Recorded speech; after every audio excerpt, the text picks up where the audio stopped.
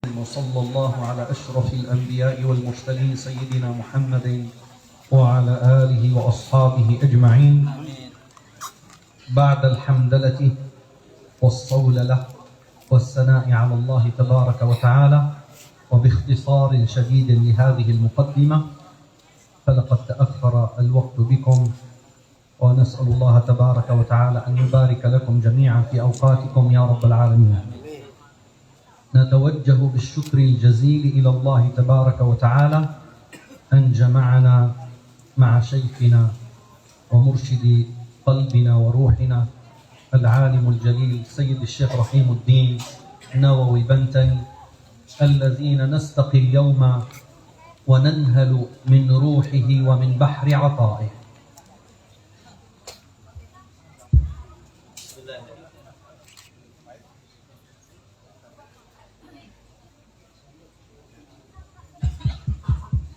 Bismillahirrahmanirrahim. Assalamualaikum warahmatullahi wabarakatuh.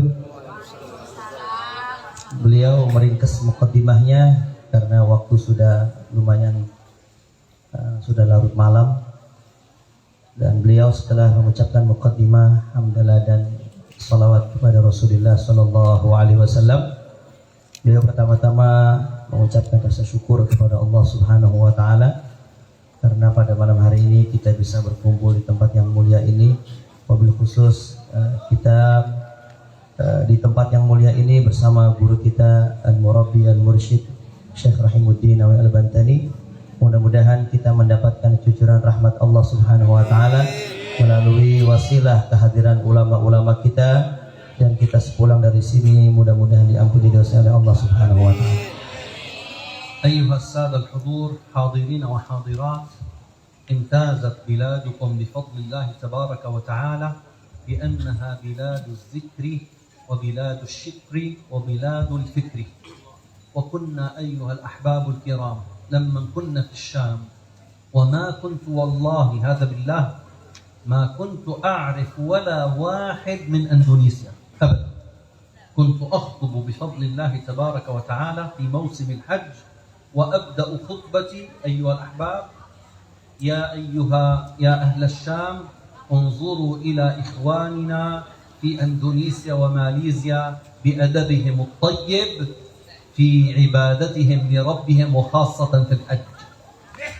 Kemudian beliau mengatakan pengalamannya, yang mana beliau berkata kepada kita bahwa negara kita ini adalah negara yang dipenuhi dengan lantunan zikir di mana-mana, negara yang penuh dengan kenikmatan sehingga kita senantiasa bersyukur kepada Allah Subhanahu wa taala, negara yang memiliki ulama-ulama yang pandai berpikir dan luas ilmunya.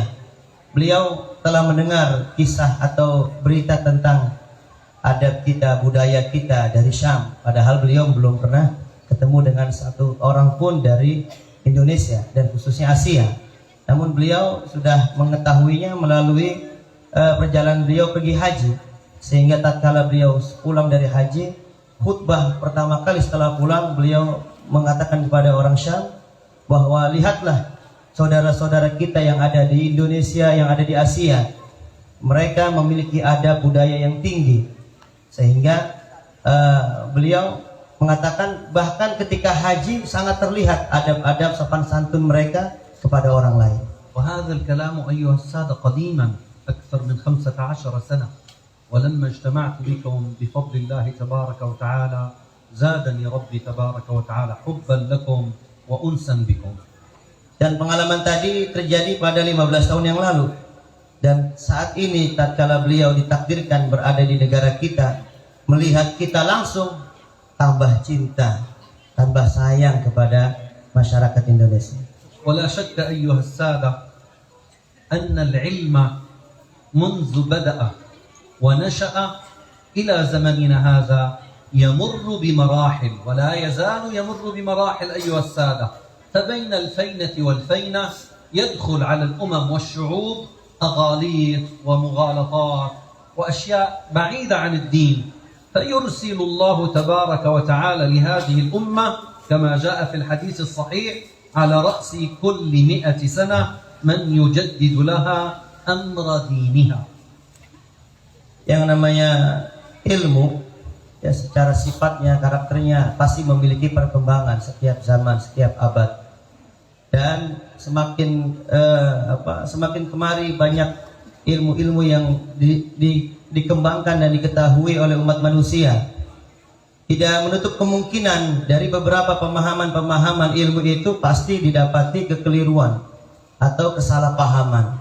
Maka sudah dijadikan satu tanggung jawab di mana sabda Rasulullah SAW, setiap ujung abad itu pasti ada orang yang akan memperbarui pemahaman dalam urusan agama.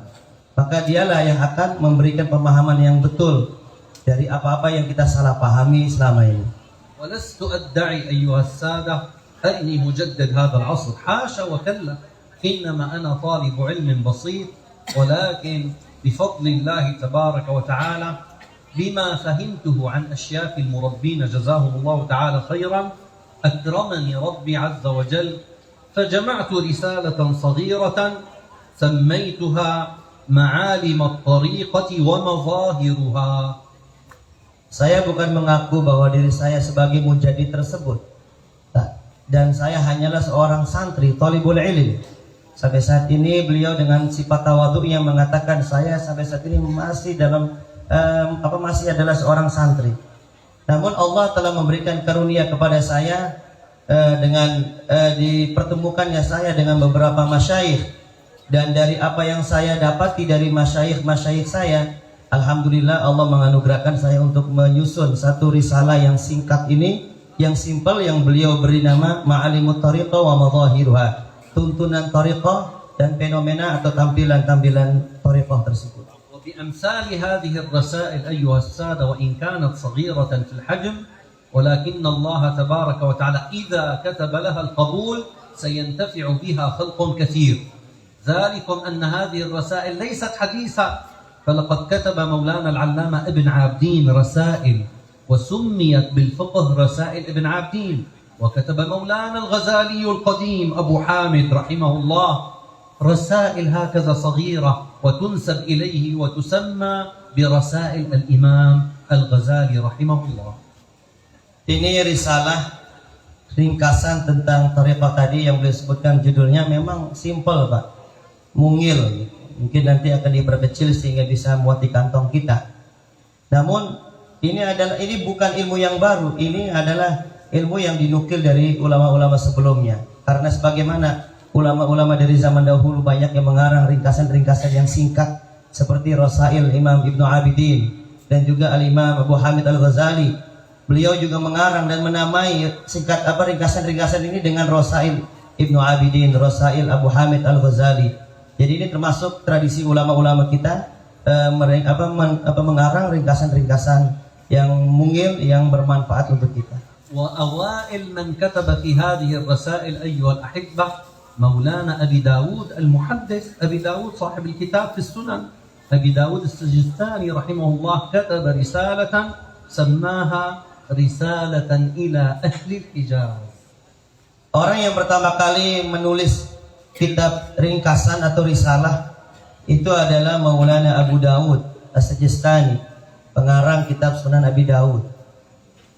وهذه الرسالة أيها الأحبة دائما تختم مع ختم كتاب أبي داود رضي الله تعالى عنه في مجالس السماع للحديث. هذه الرسالة دائما في آخر الكتاب المحدث يختم بها المجلس. Yang biasanya risalah yang singkat ini itu dibaca dan dihatamkan langsung di satu majlis sebagaimana Al-Imam Abu Dawud. هذه مقدمة صغيرة وعجالة أيها السادة لنفهم ماذا يعني معالم الطريقة ومظاهرها. وإذا كنت أتكلم بين يدي سيد الشيخ رحيم حفظه الله إنما طالب علم صغير يسمع لأستاذه حتى إذا في مشكلة في أي خطأ يصوبنا ويقومنا جزاه الله تعالى خيرا، وأسأل الله أن نبقى تحت رعايته وفي أنظاره يا أرحم الراحمين. Beliau mengucapkan kata-kata tawadhu, Pak. الآن ما في تواضع، الآن حقيقة نحن في رعاية سيد الشيخ حفظه الله. Saya menyampaikan ceramah di hadapan Syekh Rahimuddin ini umpama santri lagi diuji, Pak. Umpama santri lagi ikhtibar dengan gurunya. Nanti apabila tulisan saya salah, kata beliau, mungkin Syekh Rahimuddin akan meluruskan dan membenarkannya. يعني لو أذن سيدي الشيخ حفظه الله لكشفت لكم بعض الأسرار، ولكن أنا أعلم علم اليقين أن سيدي الشيخ لا يأذن بهذا. فيكفي أن الله تبارك وتعالى سماه رحيم الدين، يكفي. المسمي في الحقيقة في عقيدتنا عند السادة الأشاعرة، المسمي في الحقيقة هو الله. Saya ingin mengungkapkan rahasia-rahasia dari Syekh Rahimuddin, tapi sayangnya tidak diizinkan, Pak. Kalau diizinkan saya akan sampaikan kepada bapak-bapak dan ibu-ibu sekalian. Namun kita cukup mengetahui bagaimana sosok karakter guru kita Syekh Rahimuddin dari namanya, Pak. Namanya saja sudah Rahimuddin, orang yang sangat penyayang. Rahim, penyayang. Jadi kalau dilihat dalam akidah kita, orang yang memberi nama kita pada hakikatnya itu adalah Allah Subhanahu wa taala, bukan yang lain. Maka kita sudah melihat dari namanya, insya Allah kita disayang oleh beliau di dunia maupun di akhirat. وسأروي لكم قصة عن طريق الإشارة، ليست في تصريح العبارة، ولكن قصة لأهل الفهم من خواص السالكين أمثالكم. Beliau ingin menyampaikan kisah, tapi kisah ini mungkin secara zahir ungkapannya tidak langsung dipahami apa maksudnya. Tapi orang yang paham isyarat-isyarat dari ulama akan mengerti apa pelajaran dari kisah ini. Ya, mudah-mudahan antum termasuk min ahlil isyarah sehingga memahami apa yang beliau sampaikan nanti dari kisah ini. أيها السادة، يروى أن مولانا أبو اليزيد البسطامي رضي الله تعالى عنه وقدس الله سره كان له جار. هذا الجار أراد أن يسافر من الشام إلى بغداد ليبحث عن شيخ الطريقة وشيخ التربية المرشد الكامل إلى آخره. استخار الله تبارك وتعالى، ما فتح عليه بالاستخارة هذا الجار، كان يسكن مقابل بيت سيد الشيخ أبو اليزيد تماما. إذا فتح الباب يقابل الباب الثاني باب سيدي أبو اليزيد. صلى الفجر سيدي أبو اليزيد رضي الله تعالى عنه، والتقى بهذا الجار ومعه الحقائب، يريد أن يخرج إلى العراق، إلى البصرة، إلى الكوفة، يبحث عن أحد من أهل الله يعني يلتزم عنده. قال: إلى أين يا أيها الجار؟ قال: أنا الآن أودعك يا سيد الشيخ أبو اليزيد، وأنا ذاهب إلى العراق أبحث عن شيخ التربية، فادعو الله لي. قال: وفقك الله ويسر الله لك، اذهب الشيخ أمامك. مقابلة مع الشيخ، ولم يفهم ذلك المريد هذه الإشارة، وذهب ذلك. أكملها سيدي، أكمل. ذهب ذلك المريد أيها الأحبة من بلاد الشام إلى العراق، وظل هنالك 3 أيام يبحث عن الشيخ. في اليوم الرابع التقى بأحد الصالحين. من أنت؟ قال: أنا يا سيدي من الشام. لماذا أتيت إلى هنا؟ والله يا سيدي أنا أبحث عن شيخ التربية. من أين؟ من الشام، من المكان الفلاني. يا بني، هل تعرف الشيخ أبو اليزيد؟ يا سيدي أنا جاره. قال: ارجع إلى الشام فشيخك أبو اليزيد. Jadi ada kisah dari Sayyidi Syekh Abu Yazid Al-Bustami. Kita sudah kenal, ya, nama ini sudah lama. Kemudian beliau memiliki tetangga.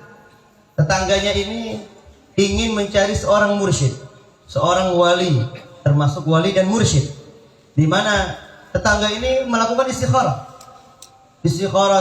sehari, 2 hari, 3 hari, dan dia belum mendapatkan jawaban dari Allah di mana syekh mursyid yang harus dia temui. Pada akhirnya dia sudah tekadlah, sudah kuat, saya harus dapat bertemu dengan seorang mursyid.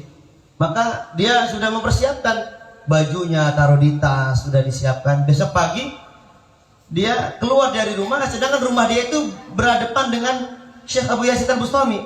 Tepat banget, kalau dia buka pintu udah kelihatan rumahnya.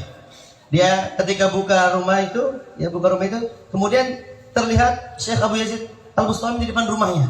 Dan beliau sebagai tetangga, ya pamit izin kepada tetangganya.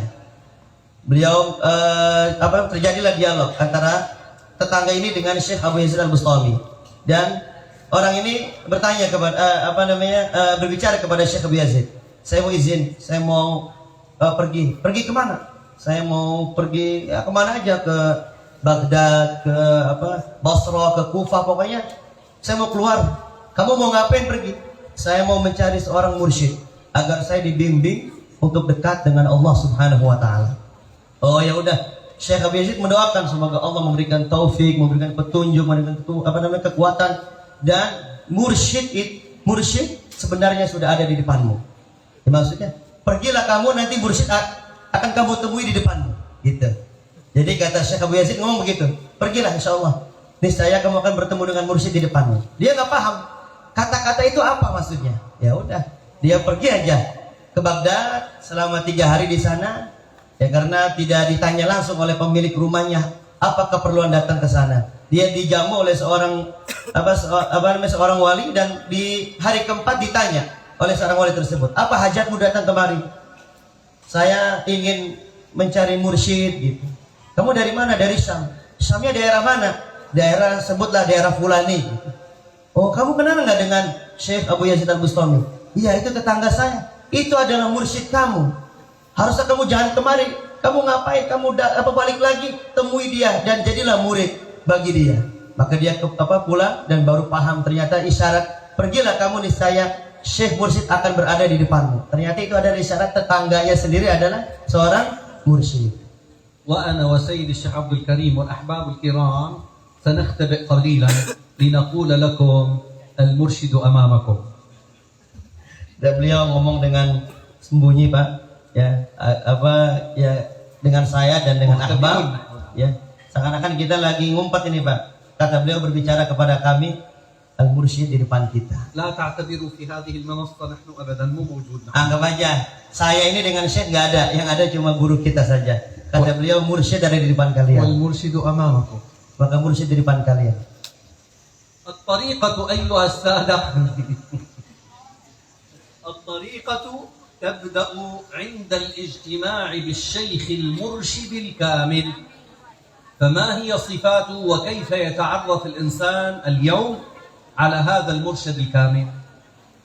يعني في الحقيقة يعني ساداتنا أهل الله يقولون هو نادر كالكبريت الأحمر. نعم، ولكنه موجود ليس معدوم. فمن بحث وفتش ودقق سوف يكرمه ربي تبارك وتعالى بصدقه باجتماعه بالشيخ المرشد الكامل. ولكل زمان دولة ورجال.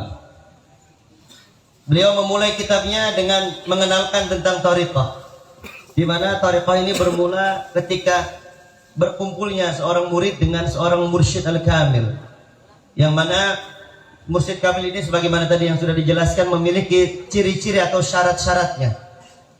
Dan mursyid al-kamil ini sebagaimana dikatakan oleh para aulia, mursyid itu bagaikan kibritul ahmar, yaitu ini mustalahat juga, Pak, yaitu sesuatu yang jarang ditemukan oleh umumnya manusia.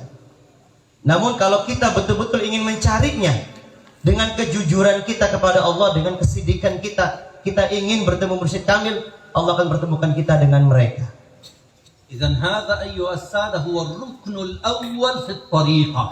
فهذا الذي سأحدثكم عنه كل واحد منه ركن من أركان الطريقة.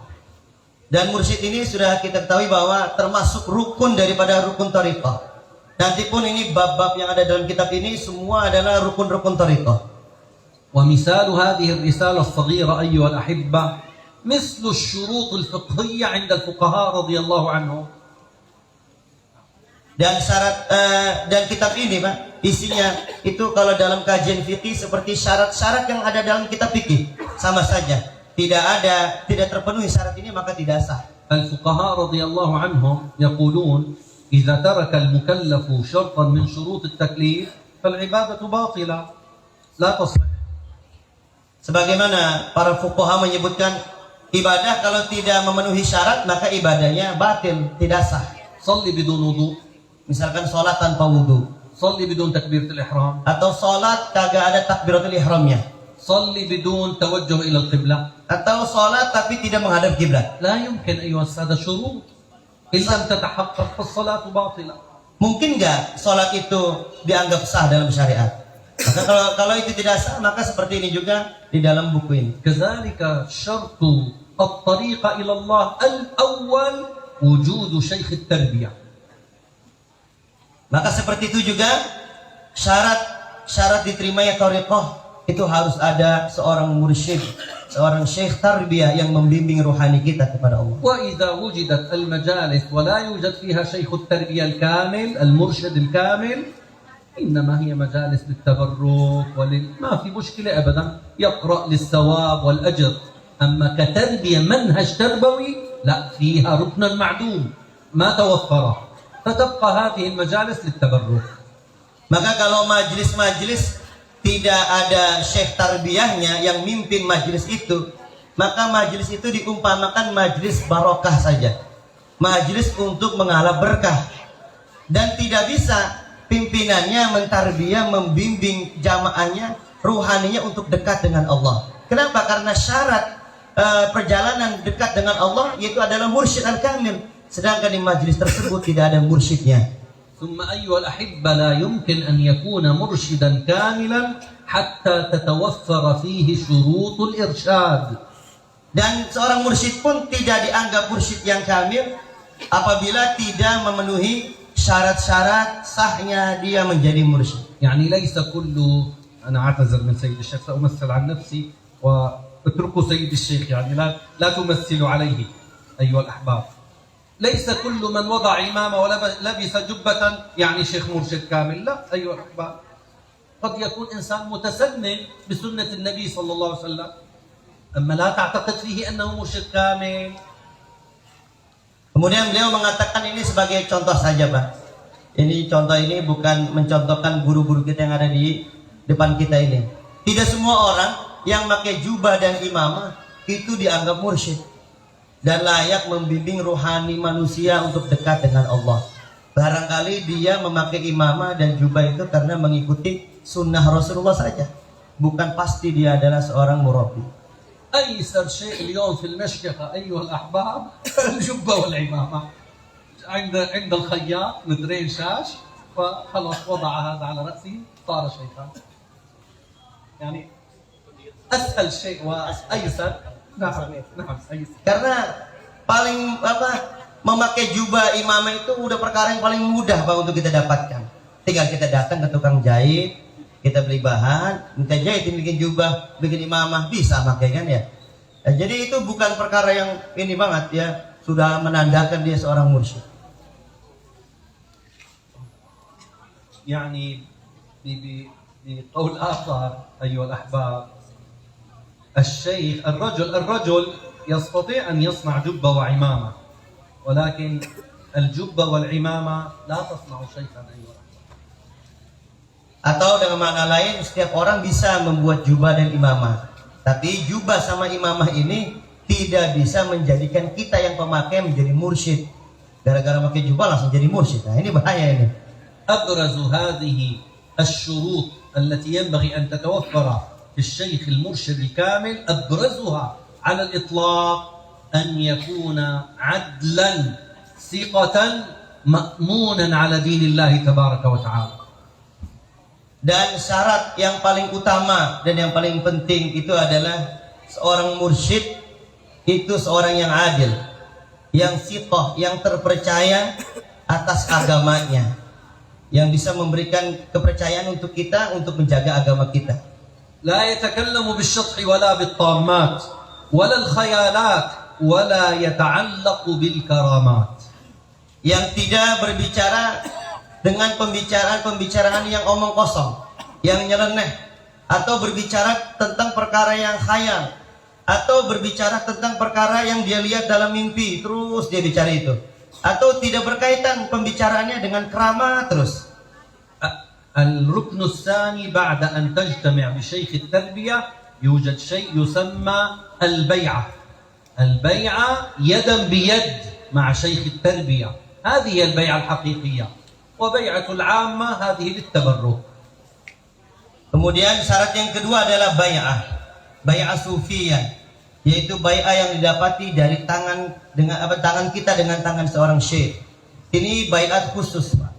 Adapun baiat yang kepada umumnya diberikan kepada jamaah, ini adalah baiat tabarruk atau mencari berkah. أيها الأحبة كل مسألة من هذه المسائل عليها أدلة كثير ولكن حتى لا نطيل عليكم في الشرح نختصر. Dan setiap syarat yang beliau tulis di sini, beliau sudah mempersiapkan dalilnya, memiliki dalil yang banyak, namun beliau tidak tulis agar untuk meringkas dan menjadi singkat kitab ini. تنبيه هذه البيعة أيها الأحبة لا تتعلق بأمر دنيوي ولا تتعلق بأمر سياسي مطلقا. Dan baiat ini, pengikraran ini adalah baiat yang tidak ada kaitannya dengan apapun urusan dunia, urusan politik, dan urusan apapun. Ini adalah baiat sunnah. وهذه بيعة سنة من أجل تنظيم معالم الطريقة.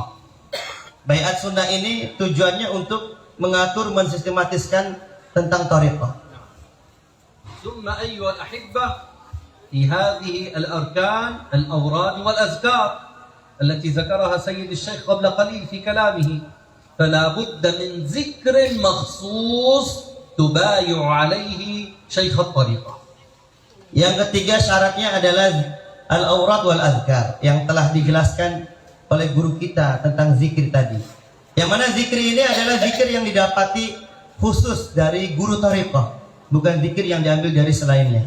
ويوجد في كل طريقة من الطرق الصوفية المعتبرة جيلانية، رفاعية، نقشبندية، شاذلية فيها وظائف وفيها أوراد وأحزاب تختص بتلك الطريقة.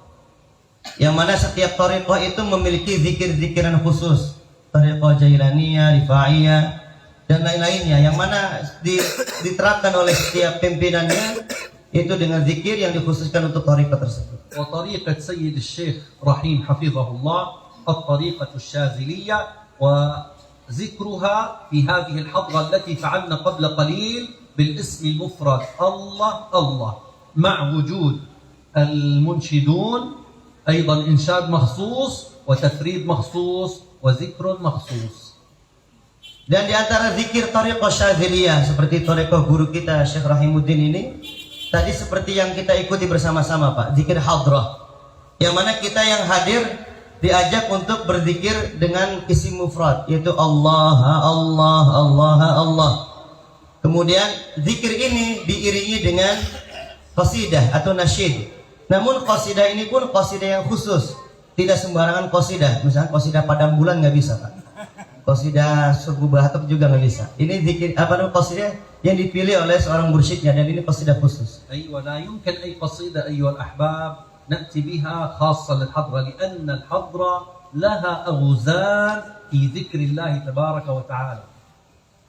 Dan beliau juga mengatakan tidak semua qasidah bisa dibaca dalam hadrah, karena harus ada irama-irama yang mengikuti dengan zikir isim mufrad itu. وهي من أكثر الطرق الصوفية تنظيما. Dan zikir hadrah tadi Pak, itu adalah zikir yang paling rapih di dalam thariqah sufiyah. Di dalam berzikir paling rapih, serentak, jamaah, tidak ada satupun yang berbeda gerakannya. ثم الركن الثالث أيها الأحبة المريدون وهم الأحباب الذين لهم صحبة خاصة مع الشيخ المرشد الكامل. Kemudian syarat yang keempat kali ini, yaitu muridun, ahbab, ya, jamaahnya murid-murid syekh yang memiliki suhbah kepada syekhnya, hubungan persahabatan dengan dekat kepada syekhnya, dan berqudwah kepada syekh. أما المريد هناك في جنبر في آخر الدنيا والشيخ هنا ما يمكن أيها الأحباب كل سنتين يلتقي بالشيخ مرة واحدة ويقول هذا شيخي. كل ذلك للتبرك أيها الأحباب. Maka orang-orang yang mengaku menjadi murid seorang mursyid, tapi dia jauh tempatnya, ada di Jember misalnya Pak, Jawa Timur misalkan.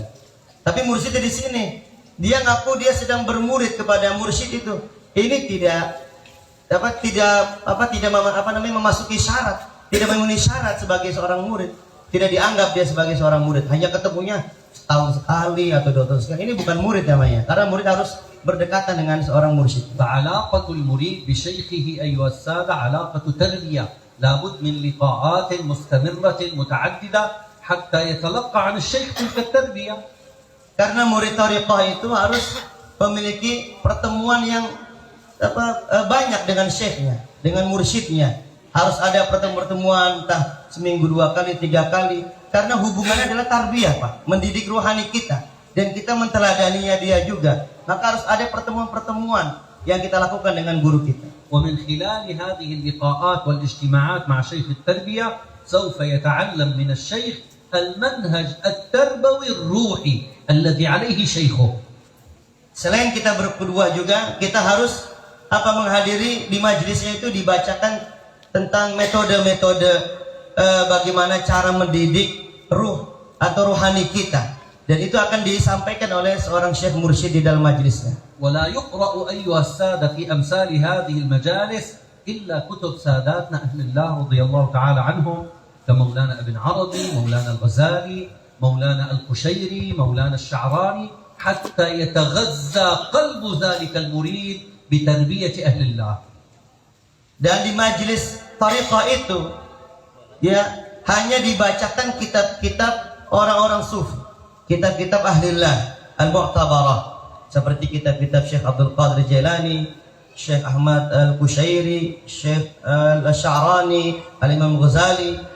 Ya, sebab kenapa? Karena kitab-kitab ini bisa memberikan asupan rohani bagi kita yang mengkajinya dan mendengarkan penjelasannya. ثم المريد مطالب بشيء واحد، ما هو أيها السادة؟ السمع والطاعة، وهو أعلى خلق في الآداب. السمع والطاعة لشيخ التربية. Maka seorang murid hanya diminta satu perkara saja dari mursyidnya. Apa? As-sam'u wa ta'ah. Mendengarkan dan mentaati apa yang disampaikan dari bimbingan-bimbingan rohani dari seorang syekh mursyid.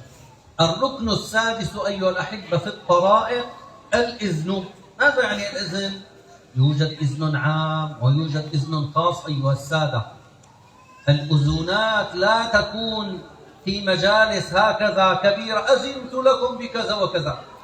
أيها السادة الكرام، هنالك خطة رسمها أهل الله للمريدين، لا بد أن يهتدوا بهدي أشياخهم ويسيروا القدم على القدم حتى يصلوا إلى الله تبارك وتعالى. وأؤكد أيها السادة ما يحصل اليوم في أندونيسيا وغيرها من المجالس الكبيرة، ويأتي الشيخ ويقول أذنت لكم بكذا وكذا وكذا، كل ذلك للتبرك، لا يجوز أن ينسب إلى الطريقة. Kemudian syaratnya selanjutnya adalah seorang mursyid itu memiliki izin dari siapa? Dari mursyid sebelumnya. Maka kalau ada orang membagi-bagi zikiran, misalkan datang ke satu majelis dan dia membagi izin untuk membaca atau mengamalkan apapun, sedangkan dia adalah seorang yang tidak mendapatkan izin dari mursyid sebelumnya, maka semua itu tidak boleh dinisbatkan kepada thariqah manapun, sebab dia bukan seorang mursyid yang dapat izin. Maka kita membacanya boleh, tapi untuk tabarruk. Dan kita tidak boleh, ini adalah zikir dari thariqah qadiriyah, sedangkan dia bukan orang yang mendapatkan izin dari mursyid sebelumnya. Dan izin ada dua, ada izin umum dan ada izin khusus. Izin khusus tidak bisa diberikan kepada orang di banyak orang atau di depan umum. ثم لا بد أيها السادة لهذا الشيخ ذاته أن يكون مأذونا من مرشد حي قبله. أما أن يقول بالمنامات والله جاءني الشيخ الفلاني في المنام وأذن لي وأصبحت شيخ طريقة، هذا غير معتبر وغير مقبول أيها السادة. Kemudian seorang mursyid mendapatkan izinnya pun harus dari mursyid sebelumnya yang masih hidup ketika mendapatkan izinnya, Pak. Artinya kalau ada orang mengaku dia mengaku mursyid, itu dari mana? Misalkan dia mimpi bertemu Syekh Abdul Qadir dan dia diangkat menjadi mursyid oleh Syekh Abdul Qadir, atau ketemu dengan mursyid yang sudah meninggal dalam mimpinya, bangun tidur dia langsung membeli jubah, pakai imamah, langsung ngomong depan orang, saya sudah diangkat menjadi mursyid. Ini pengakuan yang tidak sah dan ini tidak dianggap sebagai seorang mursyid, karena bukan seperti itu cara mendapatkan izin menjadi mursyid. والدعوة سهلة جدا جدا أيها الأحباب. Yang namanya pengakuan apa gampang. Siapapun bisa mengaku-ngaku menjadi mursyid. أنا الآن أول مرة ألتقي بكم. لو قلت لكم أنا شيخ الطريقة والحقيقة والشيخ الأولين والآخرين سوف تصدق. صحيح أيها الأخ الكريم، الدعوة باطلة سهلة. Dan pengakuan itu gampang sekali. Misalkan saya lah, kata beliau, saya misalkan datang kemari, antum belum kenal siapa saya, tiba-tiba saya mengaku di hadapan antum, saya ini adalah Syekhul Mursyid, Syekhul Thariqah wal Haqiqah. Pasti melihat tampilan beliau, kita percaya aja. Karena pengaku-ngaku mah gampang aja, siapapun bisa melakukannya. وإذا سألنا مثلا أيها الأحباب سيدي الشيخ رحيم الدين حفظه الله، سألناه يا سيدي من شيخك؟ لن ينكر ولن يخبئ، هذا أمر عادي طبيعي، فسوف يقول مثلا أنا تربيت على يدي سيدي الشيخ يوسف رق البخور اللبناني حفظه الله، هذا العالم هذا الفقيه، سوف يخبرنا. وهذا شيء ليس عيبا أيها السادة أن نطالب الشيخ التربية من شيخك يا سيدي، شيء عادي أيها الأحباب. يعني أنتم بطبيعتكم جزاكم الله خيرا ممكن تخجلون، ولكن في الأصل نسأل، ما في مشكلة أبدا، حتى تطمئن قلوبنا. نحن سنضع أرواحنا عند هذا الشيخ يربيها. Dan misalkan guru kita Syekh Rahimuddin, ya kita ingin tahu siapa sih guru beliau, tanya aja enggak apa-apa. Misalkan kita tanya, siapa guru antum? Pasti beliau menjawab, saya ditarbiyah oleh Syekhina Syekh Yusuf Muhyiddin Riqul Baqur Al-Hasani dari Lubnan. Beliau pasti akan menjawab gurunya siapa, karena memang punya guru yang masih hidup di saat beliau ditarbiyah. Maka kita bertanya seperti itu kepada orang yang ngaku mursyid. Tidak usah malu-malu, Pak. Itu bukan berarti dia suul adab, enggak. Justru kalau ada seorang mursyid kita kenal, kita tanya siapa guru antum? Antum ditarbiyah oleh siapa? Suluknya dengan siapa? Itu jangan malu-malu, kata beliau. Saya paham tabiat kamu nih, ya kalian ini, kita ini semua malu-malu kalau di depan seorang kiai, malu untuk bertanya siapa guru antum. Tapi itu enggak kenapa-napa kalau berkaitan dengan mursyid. Sebab nanti kita akan meletakkan ruh kita kepada mereka. Kita akan berikan ruh kita kepada mereka agar disampaikan ruh kita dekat dengan Allah. Kita harus tahu siapakah gurunya agar betul-betul kita datang kepada orang yang tepat di sisi Allah Subhanahu wa taala. ثم مثلا أيها السادة شيخ الطريقة أراد أن يسافر إلى مكان بعيد شهر أو شهرين أو كذا، والمجلس قائم. لابد أيها السادة الرجل الذي يخلف الشيخ لابد له إذن من هذا الشيخ. Atau juga misalkan Syekh Mursyid di majelisnya tidak hadir karena beliau akan keluar, ada dakwah atau panggilan undangan di luar sana. Maka majelis beliau, majelis mursyid tersebut tidak boleh berhenti, terus berjalan. Namun digantikan oleh siapa? Oleh orang muridnya yang mendapatkan izin juga dari syekhnya untuk mengisi kekosongan majelis selama kepergian beliau. Dan itu harus ada izinnya juga. ويثبت هذا الإذن أيها الأحبة بالإجازات الخطية الممهورة بختم الشيخ. Dan izin menjadi pengganti Syekh Mursyid pun itu harus dengan izin yang tertulis serta diberikan stempel daripada mursyidnya.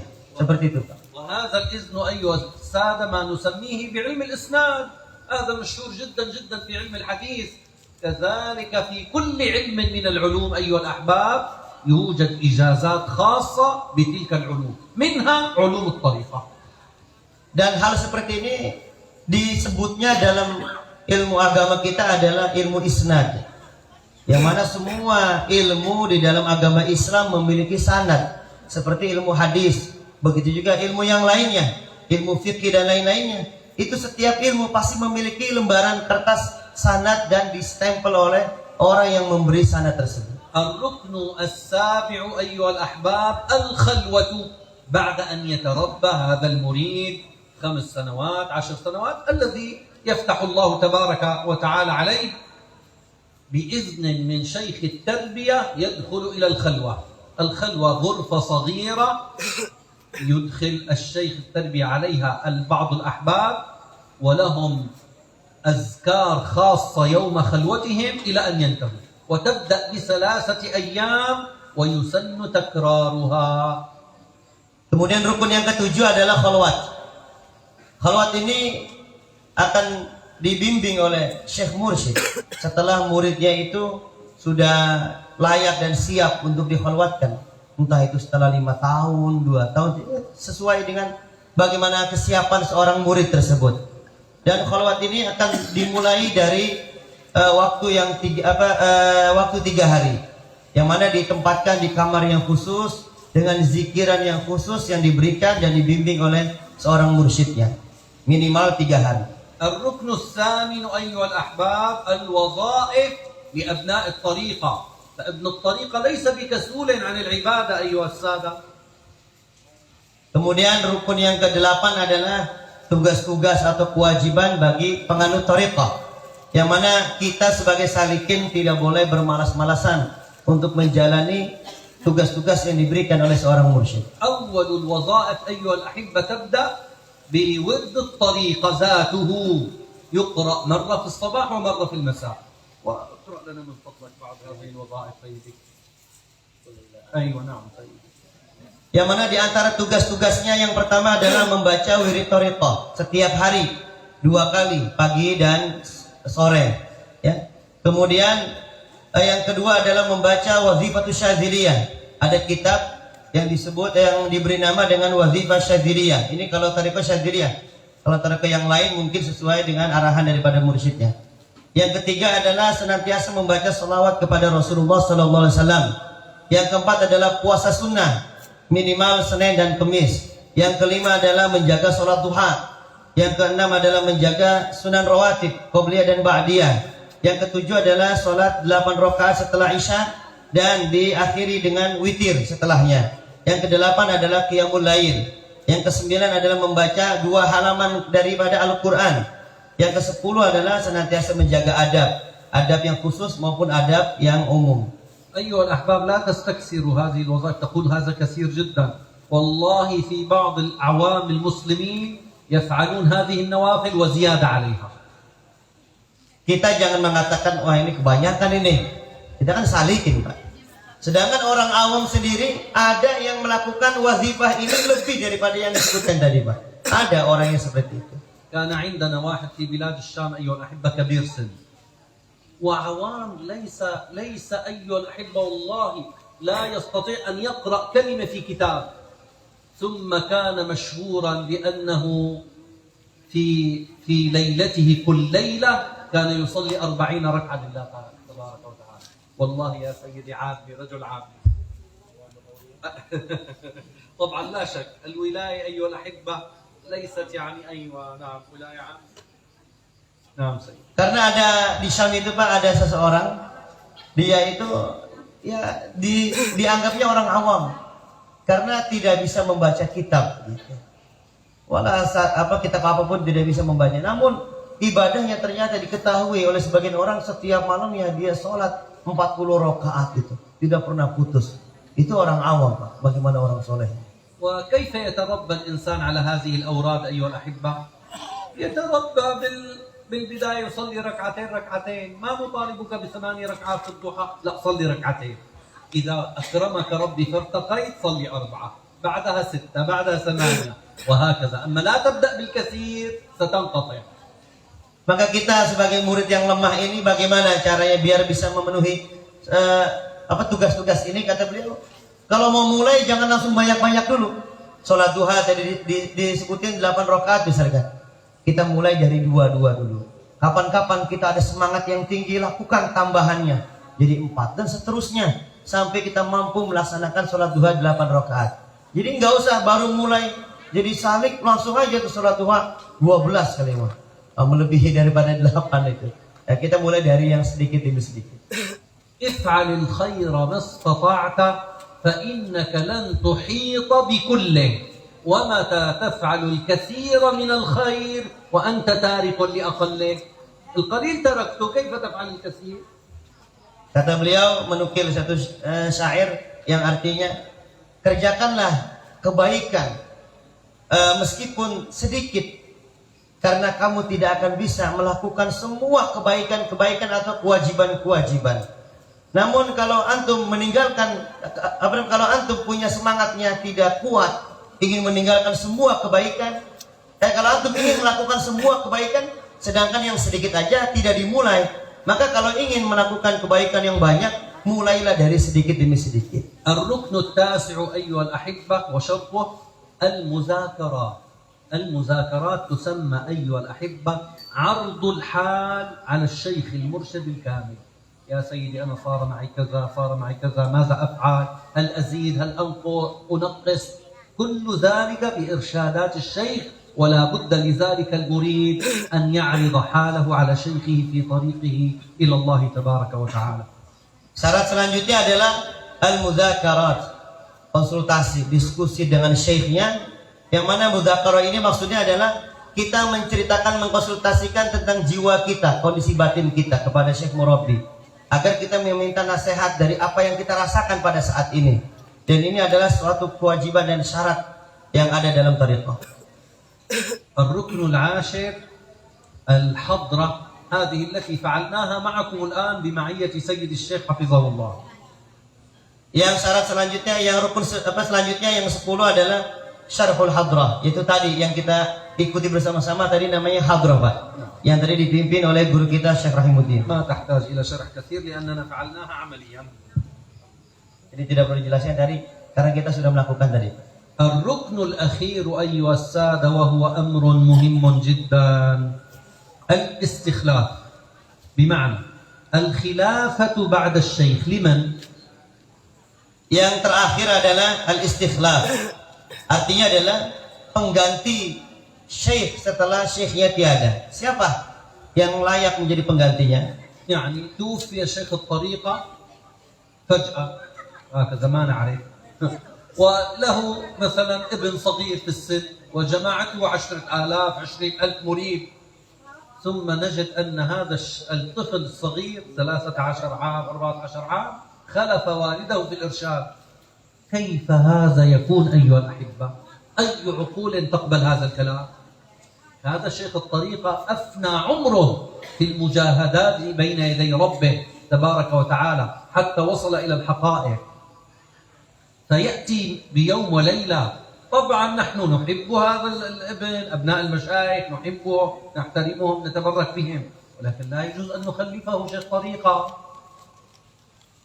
Misalkan ada seorang syekh tariqah, ya, dia memiliki jamaah ribuan, kemudian wafat secara tiba-tiba, ya, karena memang mati tiba-tiba datangnya.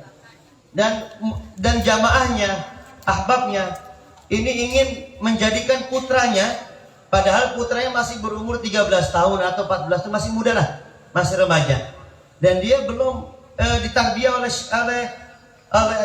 ayahnya. Tiba-tiba karena jamaahnya cinta dengan putranya, ingin mengangkat putranya menjadi pelanjut ayahnya. Bayangkan, ini akal mana yang bisa menerima sistem pergantian seorang mursyid dengan cara seperti ini? Karena apa? Bayangkan, syekh tarbiyah yang sudah wafat itu selama hidupnya dia habiskan untuk mujahadat. Dia mentarbiyah dirinya, nafsunya, agar bertemu dengan hakikat atau bertemu dengan Allah Subhanahu wa taala. Masa tiba-tiba pelanjutnya dengan waktu sehari semalam besoknya langsung jadi mursyid? Karena apa? Karena putranya.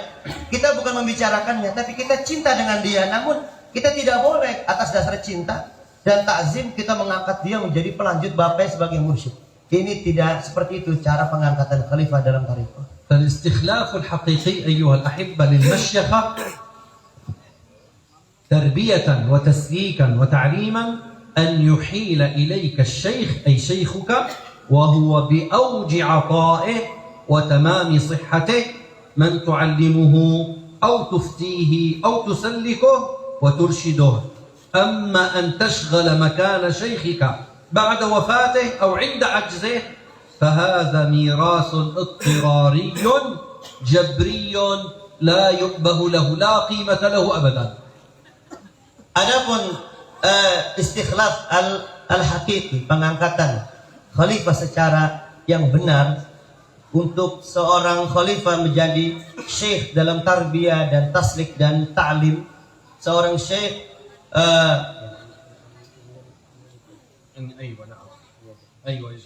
yaitu kamu dijadikan oleh syekhmu, mursyidmu, dengan apa, kau diberikan dengan pemberian yang paling berharga, yaitu diangkatnya dirimu menjadi seseorang khalifah dan diberikannya itu dalam keadaan sehat syekhnya, bukan dalam keadaan sudah mau mati. Dan kamu diberikan pemberian ini untuk kau ajarkan kepada orang-orang yang akan kamu temui. Kau beri fatwa dan kau membimbingnya. Izin untuk membimbing orang lain di jalan Allah Subhanahu wa taala. Itu pengangkatannya seperti itu. Diberikannya dalam keadaan syekhnya itu sehat walafiat dan diberikan kepada khalifahnya. Adapun kalau kita seseorang sibuk menggantikan posisi ayahnya atau mursyidnya setelah wafatnya karena itu adalah satu-satunya warisan atau tidak ada lagi warisan yang tidak ada khalifah yang menjadi pelanjutnya, cuma dia ingin mengisi kekosongan majelis ayahnya. Ini bukanlah sebuah pengangkatan, ini cuma terpaksa aja karena mau nggak mau anaknya, karena ayahnya meninggalkan majelis setelah dia wafat dan tidak ada khalifah yang diangkat oleh ayahnya, tiba-tiba dia mengisinya. Itu sebuah terpaksa aja, kepaksaan. Dan itu bukanlah dia termasuk khalifah yang resmi yang dianggap oleh seorang ayahnya yang sudah meninggal itu. Meskipun itu pernah diwasiatkan oleh ayahnya, selama ayahnya tidak memberikan dalam keadaan sehat dan hidup, dan juga tidak mengangkatnya, maka dia meskipun menggantikan majelisnya tidak dianggap khalifah bagi mursyidnya tersebut atau ayahnya. ويصير ذلك الاستخلاف بثلاث أشياء. الأولى أيها الأحبة الاستخلاف بالتنصيص، يقول لجماعته ولإخوانه يا أحبابي أنا أسافر إلى كذا وكذا، سأغيب عنكم شهرين، وهذا الرجل خليفتي من بعدي. هذا اسمه نص. Cara pengangkatan khalifah itu ada 3 cara. Yang pertama dengan tansis, yaitu syekhnya di hadapan para jamaahnya, muridnya mengatakan dengan nas kalamnya, ucapannya bahwa si fulan ini adalah khalifah setelah saya, secara ucapan di depan muridnya sendiri. أو بالإشارة المتكررة لا تكفي مرة واحدة. النبي صلى الله عليه وسلم كان يقول سد كل الخوخات إلا خوخة أبي بكر، وكررها على الصحابة عدة مرات صلى الله عليه وسلم، ففهم أصحاب النبي أن الخليفة بعد رسول الله هو سيدنا أبو بكر. خوخة يعني الباب الصغير مدور، باب مدور صغير. Atau yang kedua dengan pengangkatan secara isyarat. Isyarat ini jika seorang syekh memberikan isyarat kepada siapa yang menjadi pelanjutnya, itu harus diulangi berkali-kali. Sebagaimana Rasulullah Shallallahu Alaihi Wasallam bersabda mengulang-ulangi dengan kata-kata ini, tutuplah semua pintu kecuali pintunya Sayyidina Abu Bakar Siddiq, dan itu diucapkan secara berulang-ulang. أو بالإجازة النصية الممهورة. شيخ من المشايخ كتب إجازة لهذا المريد وأعطاه إياها، وهذا المريد يعني حتى ما يحسد من البعض أخفى هذه الإجازة، أظهرها بعد وفاة شيخه.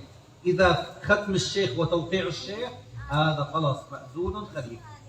Atau cara yang ketiga adalah dengan ijazah secara tulisan. Misalkan seorang syekh mengangkat muridnya menjadi khalifahnya, namun muridnya ini diperintahkan untuk menyembunyikan ijazahnya dan tidak boleh diperlihatkan kepada orang sampai syekhnya wafat.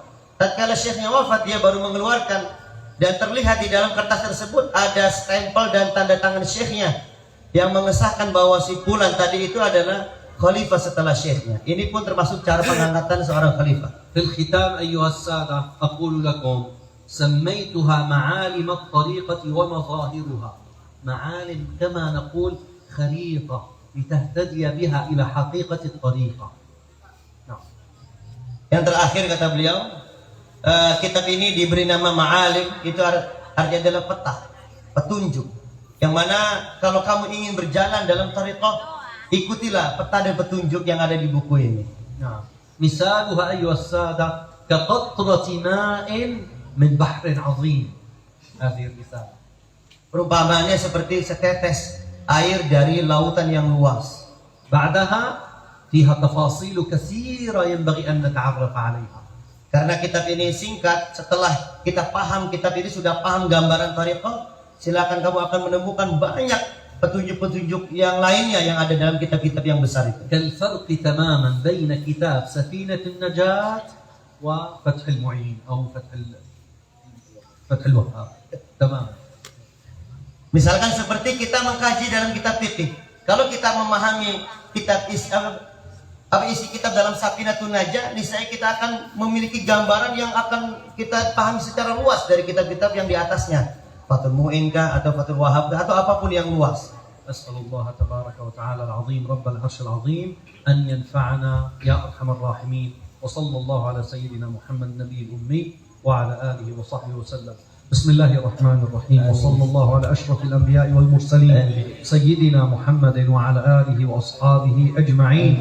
اللهم وفقنا توفيق الصالحين، اللهم سدد خطانا أجمعين، اللهم اغفر وارحم وتجاوز عما تعلم إنك أنت الأعز الأكرم، وخصوصا لمن جمعنا على طاعتك في هذه الليلة المباركة سيدنا وشيخنا الشيخ فجري حفظه الله.